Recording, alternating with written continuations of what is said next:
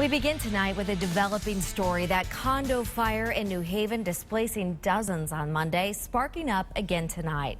Glad you're with us. I'm Ann Craig. Darren Kramer and Ann Nyberg are off tonight. And I'm Scott McDonald. Fire officials using drones now. Here's some of that video. They're doing that to best figure out how to tackle the stubborn fire.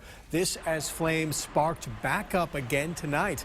Firefighters focusing mainly on the building furthest from the water. This at the Harbour Landing condos. Those are the buildings right off of I-95 in New Haven. We've learned tonight 13 destroyed units will now have to be torn down. News 8's Bob Wilson has this developing story tonight. But right now, the gates are closed. Most of the fire trucks are already back at the firehouse. And the inspector has said that most of this building has to come down. The fire marshal, they're kind of stuck between a rock and a hard place because they're trying to determine exactly how it started, where it started. But the building is too unstable to go inside, and that's where the drone comes in. As fire burns through a condo complex in New Haven, from the ground, firefighters stare up into thick plumes of smoke. Even 110 feet up in an aerial ladder, it's difficult to see where the water needs to be placed. So the West Haven Fire Department launched their drone.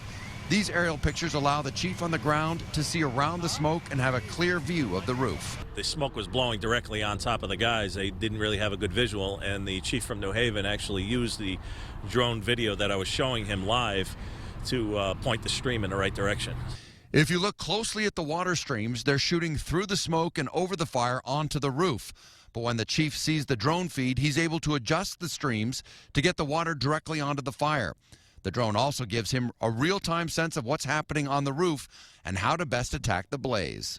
They were also worried about whether or not the fire was going to get past the fire stop that they trenched into the roof. So he was trying to get a visual on that to see if he could actually put guys in there safely or up on the roof safely. So it really helps out in these situations. Once the fire was out, the building was too unsafe and unstable for investigators to go inside.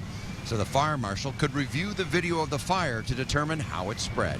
Even from the investigation, getting angles from the top, they could see how the smoke's pushing out, and the investigators can actually tell whether or not where the fire started, or if it was moving in a certain direction, or if it wasn't in that area. Firefighters say the drone is the wave of the future, especially with the new generation of drone that has infrared. They can actually fly over a burning building and see if there's anybody trapped inside.